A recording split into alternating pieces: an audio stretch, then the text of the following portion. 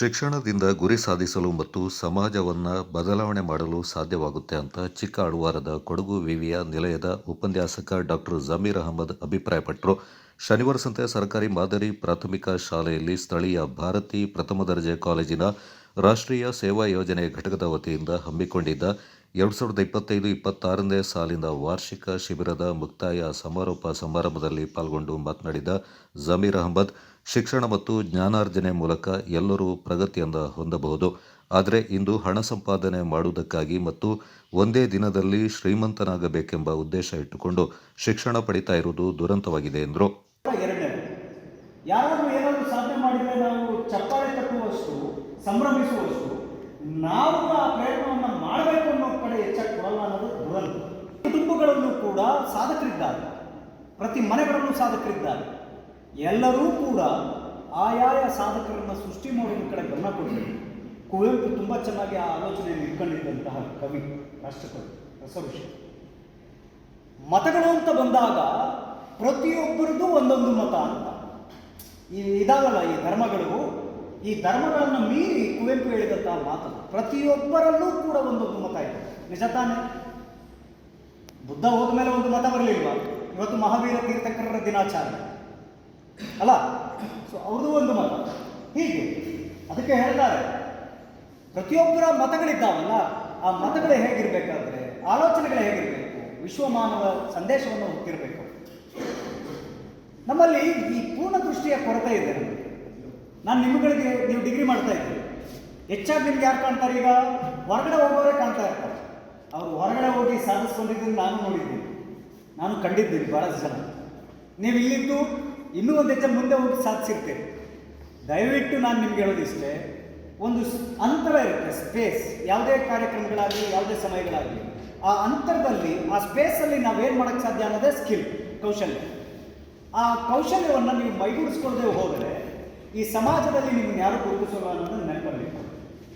ಈ ಸಮಾಜ ಎಂತಹ ಸಮಾಜ ಅಂದರೆ, ರಾಜಪ್ರಭುತ್ವ ಕೊನೆಯಾಗಿದೆ ಹೊರತು ಪ್ರಜಾಪ್ರಭುತ್ವದಲ್ಲಿ ರಾಜಪ್ರಭುತ್ವದ ಚಿಂತನೆಗಳಿಲ್ಲ ಅಂತ ಭಾವಿಸ್ಕೋಬೇಕು.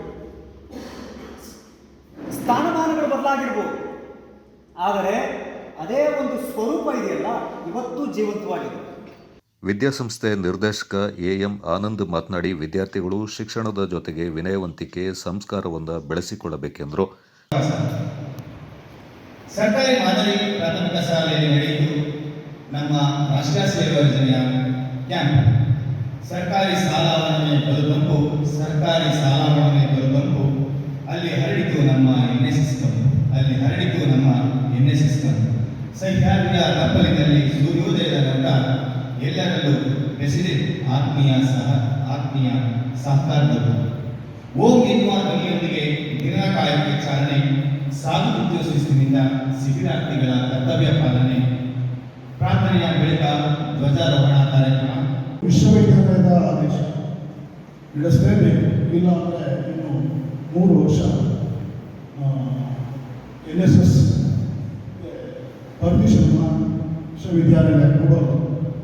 ಹಾಗಾಗಿ ಹಲವಾರು ಕುಂದುಕೊರತೆಗಳು ಅಡ್ಡಿ ನಡುವೆ ಈ 7 ದಿನಗಳ ಕಾಲ ಈ ಒಂದು ವಾರ್ಷಿಕ NSS ಶಿಬಿರವನ್ನು ಆಯೋಜಿಸಿ ಕಾಳಜಿಯಿಂದ ನಡೆಸಿಕೊಟ್ಟಂತಹ ಮಿತ್ರರು, ಉಪನ್ಯಾಸಕರಾದ ಹರೀಶ್ ಅವರಿಗೆ, ಸಹಶಿರಾಧಿಕಾರಿ ಅವರಿಗೆ ವೈಯಕ್ತಿಕವಾಗಿ ಮತ್ತು ಆಡಳಿತ ಮಂಡಳಿಗೆ ಧನ್ಯವಾದಗಳನ್ನು ತಿಳಿಸುತ್ತೇನೆ.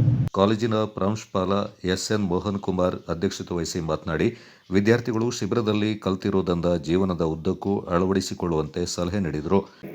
ಅದರ ಜೊತೆಗೆ ಅವರು ಸ್ವಲ್ಪ ಸಂಸ್ಕಾರಗಳ ಬಗ್ಗೆ ಅವರ ಪ್ರಾಶಸ್ತ್ಯವನ್ನು ಕಡಿಮೆ ಪ್ರಮಾಣ.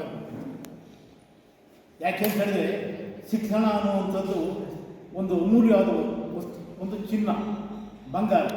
ಈ ಬಂಗಾರವನ್ನು ಈ ಕೂಡಲೇ ನಾವು ಇದನ್ನು ಹಾಕಲಿಕ್ಕಾಗಲ್ಲ. ಆ ಬಂಗಾರ ಅದಕ್ಕೆ ಬೆಲೆ ಇದೆ, ಎಲ್ಲವೂ ಇದೆ ಅದಕ್ಕೆ. ಆದರೆ ಅದಕ್ಕೆ ಒಂದು ಶೋಭೆ ಬರಬೇಕಾದ್ರೆ, ಅದಕ್ಕೆ ಒಂದು ಗೌರವ ಸಿಗಬೇಕಾದ್ರೆ ಅದು ಒಡವೆ ಆಗಬೇಕು. ಅದನ್ನು ನೀವು ವಾಲೆನೋ, ಚೈನೋ, ಬಳೆನೋ ಮಾಡಿದಾಗ ಮಾತ್ರ ನಿಮಗೆ ಆ ಚಿನ್ನಕ್ಕೆ ಬೇಕು. ಈ ನಿಮ್ಮ ಶಿಕ್ಷಣಕ್ಕೂ ಅಷ್ಟೇ, ಶಿಕ್ಷಣದ ಜೊತೆಗೆ ನಿಮ್ಮ ವಿನಯ, ನಿಮ್ಮ ಸಂಸ್ಕಾರ ಇದ್ದಾಗ ಮಾತ್ರ ನಿಮ್ಮ ಶಿಕ್ಷಣಕ್ಕೆ ಗೌರವ ಸಿಗುತ್ತೆ. ಸಮಾರಂಭದಲ್ಲಿ ವಿದ್ಯಾಸಂಸ್ಥೆ ಉಪಾಧ್ಯಕ್ಷ ಮೊಹಮ್ಮದ್ ಪಾಷಾ, ಗೌರವ ಕಾರ್ಯದರ್ಶಿ ಎನ್.ಕೆ. ಅಪ್ಪಸ್ವಾಮಿ, ನಿರ್ದೇಶಕ ಎನ್.ಜಿ. ಅರುಣ್, ಶಿಬಿರಾಧಿಕಾರಿ ಎಂ.ಎನ್. ಹರೀಶ್ ಮಾಗಲು, ಉಪನ್ಯಾಸಕ ಬಿ.ಎಂ. ಪೊನ್ನಪ್ಪ, ಶಾಲಾ ಎಸ್ಟಿಎಂಸಿ ಸದಸ್ಯೆ ಪೂಜಾ ಮುಂತಾದವರು ಪಾಲ್ಗೊಂಡಿದ್ದರು.